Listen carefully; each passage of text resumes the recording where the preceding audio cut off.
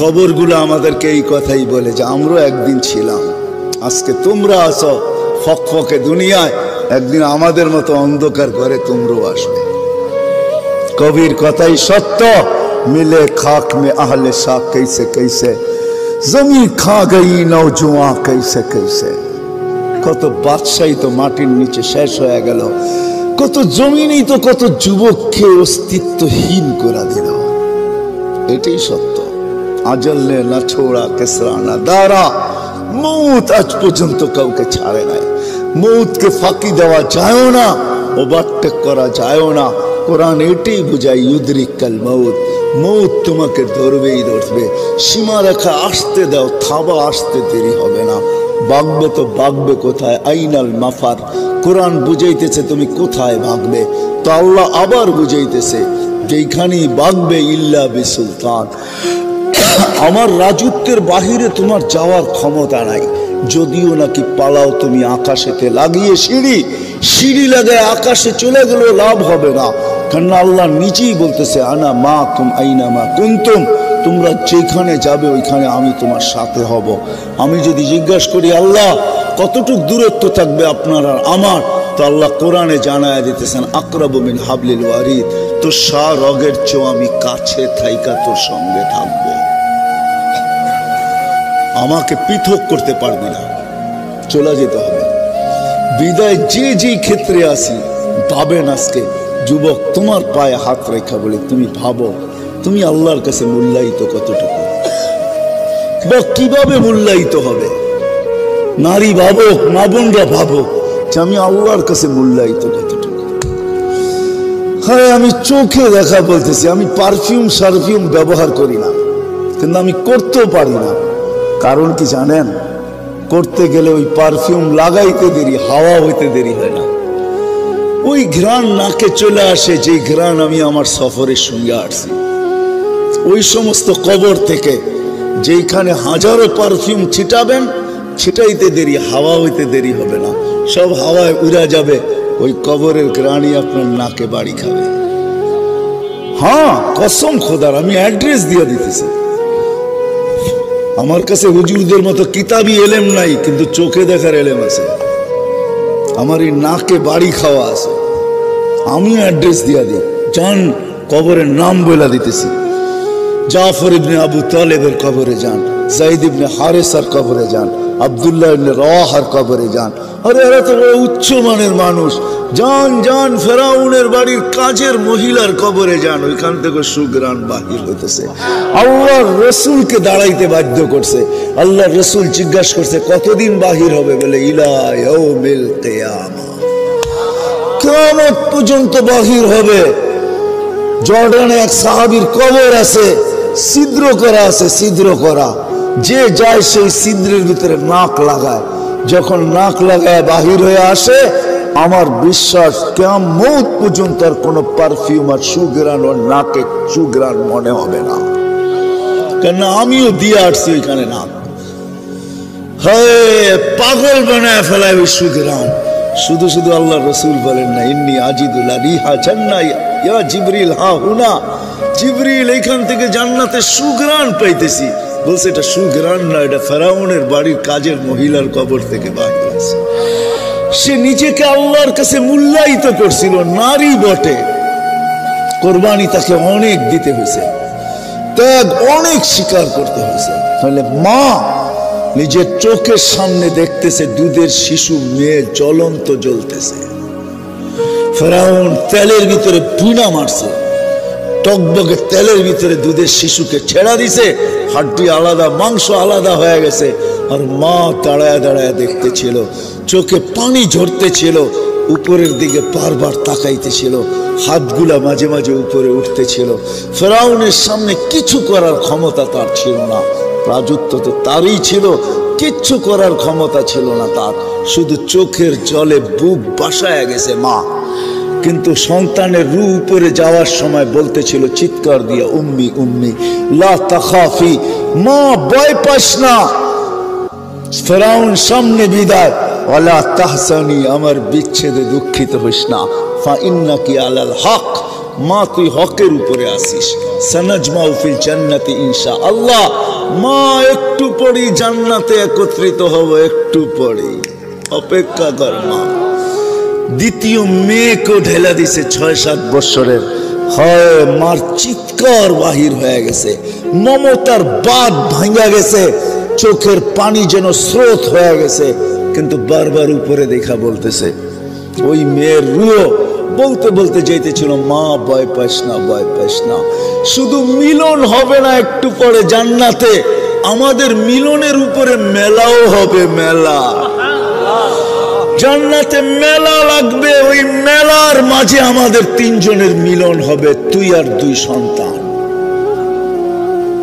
যখন তার বাড়ি আসছে, পালা আসছে, তো ফেরাউন বলছে, উপরে কি বলতেছিস, কাকে বলতেছিস? আমি তো বড় খোদা। তো বলছে, না, ওই আল্লাহকে বলতেছি, তুমি নারাজ হয়ে না।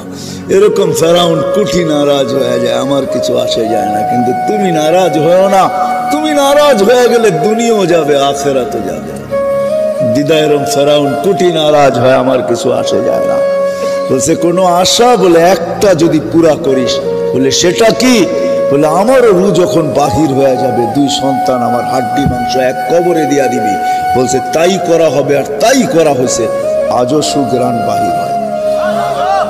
যান যান, এখনো চিহ্নিত আছে, আপনাকে আমি অ্যাড্রেস দেই, যান আপনি যে শুনে আসেন। আমি তো বাস্তব বলতেছি আপনাদেরকে, অবাস্তব কিছু না, গড়া কাহিনী না। সুগ্রাণ এখনো বাহির হয়। বিদায় যুবক, তোমার পায়ে হাত রেখা বলি, ভাবো একটু যে আমি আল্লাহর কাছে মূল্যায়িত কতটুকু। মা বোনদেরকে বলি, একটু ভাবেন যে আমি আল্লাহর কাছে কতটুকু মূল্যায়িত। আপনাদের পায়ে হাত রেখা বলি, একটু ভাবেন যে আমি আল্লাহর কাছে কতটুকু মূল্যায়িত, আল্লাহর কাছে কতটুকু দামি। হয় পরিচয় একদিন হবে, পরিচয় একদিন করানো হবে, কিন্তু মজা তো হয় পরিচিতি আগে হইলে। পরিচয় যদি আগে হয়, সেটার মজাই ভিন্ন। বুঝবেন কি বুঝবেন না জানি না।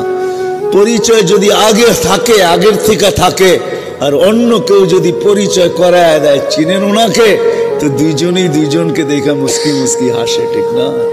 কি ওটার মজাই ভিন্ন। যে পরিচয় করায় দিতেছে, ও বেউকুফ হয়ে যায়। আরে কারে পরিচয় করায় দিতেছি, তো ওটাও হাসে, এটাও হাসে, মনে হয় দুটা আগের থেকেই পরিচিত। আল্লাহকে কিন্তু পরিচয় করায় দেওয়া হবে। কোরআনে যাইতে দেরি, জিজ্ঞাসা করতে দেরি করবে না, মান রব্বুকা। আগের থেকে যদি যুবক পরিচিত হও না, তুমি এই শব্দ প্রশ্ন শুই না, তুমিও হাসবে, আর ওই সময় আল্লাহর হাসির ঝলকও কবরে আসবে। যে প্রশ্ন করবে সে বেউকুফ হবে, সে বলবে ঝলক তো আসলো, এও তো দেখি হাসে, কারণটা কি? তখনই প্রবাদ বাক্য সত্য হবে। মার কাছে মাসির বাড়ির গল্প, তাই না? তা আল্লাহ বলবে বন্দাকে চিনি, বন্দাও বলবে আল্লাহকে চিনি। কারে চিনাও? যখন আল্লাহ রসুলকে দেখায় জিজ্ঞাসা করবে, মান হুয়া হাদার রাজুল বুইসা ফিকুম, ইনি কে, চিনো? তো রসুলও হাসবে, আমিও হাসবো, কেন পরিচয় আগের থেকেই। ওই দিন মজাই ভিন্ন হবে। ওই দিন আরে বোঝেন আমার কথা? আরে যুবক, ওই দিন মজাই ভিন্ন হবে, যখন রসুল তোমাকে দেখে হাসবে আর তুমিও হাসবে। ফেরেশতা জিজ্ঞাসা করবে, চিনো? তো দুই দিক থেকে হাসির ঝলক চলতে থাকবে। ফেরেশতা বেউকুফ হয়ে যাবে, কাকে কি জিজ্ঞাসা করলাম। এটার মজাই ভিন্ন, আগে থেকে পরিচিত হওয়ার মজাই ভিন্ন। হ্যাঁ হ্যাঁ, এই জন্যই বারবার এক কথা বলতেছি, বাবা উচিত, যুবকেরও বাবা উচিত, আমাদেরও বাবা উচিত, মা বোনদেরও বাবা উচিত। আল্লাহর কাছে মূল্যায়িত কতটুকু, কেননা উনি আমার মালিক, উনার কাছেই আমাকে যাইতে হবে, ফাঁকি দেওয়ার কোনো রাস্তা নাই। উনি আমাকে এখন পরিচালনা করতেছেন। শুরুতেই আমি বলছি, আযকুরুকা ওয়ালা তানসানি। আল্লাহ চিৎকার দিয়া বলতেছে, 24 ঘন্টা তোকে সুরক্ষিত করি, যদিও তুই আমাকে ভুলা থাকিস। 24 ঘন্টা।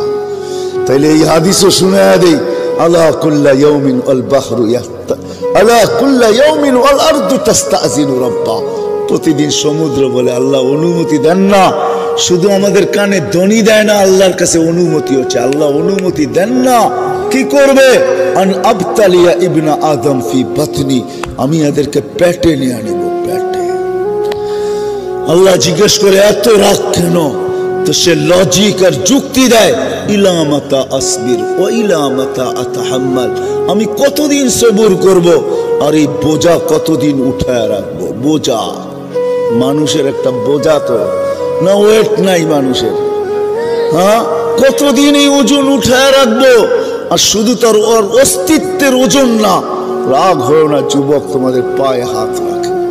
আমি তোমাদের মেমোরি গুলা ঘাটতে চাই না, তোমরাই বলো তোমাদের মেমোরিতে কি না আছে, মোবাইলের মেমোরিতে কি না আছে, বলো তোমাদের ফেসবুকে কি না আছে, বলো তোমাদের নেট কি জিনিস না দেখায়।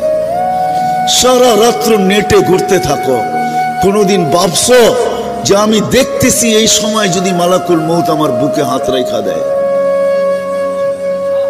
ভাবছো কোনোদিন? না, পারে না। না তোমার দরজা ভেদ করতে পারবে না, না তোমার সিসি ক্যামেরার বেষ্টনীকে ফাঁকি দিতে পারবে না।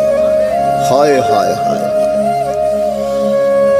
হায়, জমিন বলে একা যদি হইতো তাও হইতো 24 ঘন্টা গুনাহ করে, তাসি লাইলাম ওয়া নাহারা, রাত দিন গুনাহ করে, আর আমি বোঝা উঠায় রাখি। তারপরও আমার বুকে ইয়ামশি মারহা, আমার বুকে সিনা টান করে চলে। মাথা নোয়ায় যদি চলতো, লাজুকতার সাথে যদি চলতো, তাওয়াজু যাকে বলে, হায় হায় চুরি চুরি সিনা চুরি, সিনা টান করে চলে। আমি কতদিন সহ্য করব? বলো আমাকে মালিক, বলো বলো, আমাকে অনুমতি দাও, আমি পেটে নিয়ে আনি। যুবক শুধু জমিন বলে না, আলা কুল্লা ইয়াউমিন ওয়াল বাহরু ইস্তাযিনু রাব্বা, প্রতিদিন সমুদ্র বলে আমাকে অনুমতি দেন না। আন উগরিকা ইবনা আদম ফি কারি, ফেরেশতারা বলে আল্লাহ আমি কতদিন পাহারা দিব? হ্যাঁ, বুঝবেন কি বুঝবেন না জানি না, আপনাদের দিলে রেখাপাত করবে কি করবে না জানি না। প্রতিদিন 20 জন ফেরেশতা আমাদেরকে পাহারা দেয়। নাইট শিফটে 10 জন, ডে শিফটে 10 জন, দিনে 10 জন, রাত্রে 10 জন, এক্সট্রা সিকিউরিটি গার্ড দেয় আল্লাহ আমাদেরকে। 10 জন করে 20 জন ফেরেশতা। মুসিবত যখন আসে, ফেরেশতা আল্লাহকে জিজ্ঞাসা করে আল্লাহ বাঁচাবো? তো আল্লাহ চিৎকার দিয়া বলে ইহফাজ, তাড়াতাড়ি বাঁচা, তো মৌতের জায়গার থেকে বাঁচায় নিয়ে আসে। হায় হায়, প্রত্যেকের জীবনে এরকম পর্ব হবে যে মৌতের হাত থেকে বেঁচে আসছি, অনেকবার বেঁচে আসছি। এরকম পর্ব কি আমাদের জীবনে হবে না? কে বাঁচায় নিয়ে আসছে? আল্লাহ ফেরেশতাদের মাধ্যমে বাঁচায় নিয়ে আসছে। আর যেদিন বাঁচার হয় না, আল্লাহর হুকুম আসে বাঁচায়ও না, এই এলাকায় পাওয়া যাবে হাঁটু পানির ভিতরে ডুবা মারা গেছে। আমি জানি এই এলাকার পুষ্কুনি গুলাতে পানি পুরা বৎসর থাকে না। এই সামনের দিন আসতেছে, চৈত্র বৈশাখে আসলে পানি তলায় চলে যাবে, ঠিক না? কি বলেন? এগুলা দক্ষিণ অঞ্চলের পুষ্কুনি না যে সারা বছর পানি থাকবে। এটা তো কলাতিয়ার রুইতপুরের পুষ্কুনি, বৎসরে একবার তলা দেখা যায়, ঠিক না? ঠিক না? ওই তলা পানিতে ডুবা মারা গেছে এরকমও শত শত পাওয়া যাবে এই এলাকায়, ঠিক না? ফেরেশতা দিয়ে আল্লাহ সুরক্ষিত করে। ফেরেশতা বলে অনুমতি দেন না আমাদেরকে, কিন্তু সবার কোরবান জামা আল্লাহর উপরে। আল্লাহ তো আল্লাহ, আল্লাহ তো আল্লাহ। হায় হায় হায় হায়, সারা দুনিয়ার মার মমতা এক করলো, প্রত্যেক বান্দাকে এর চেয়ে 70 গুণ বেশি আল্লাহ ভালোবাসে।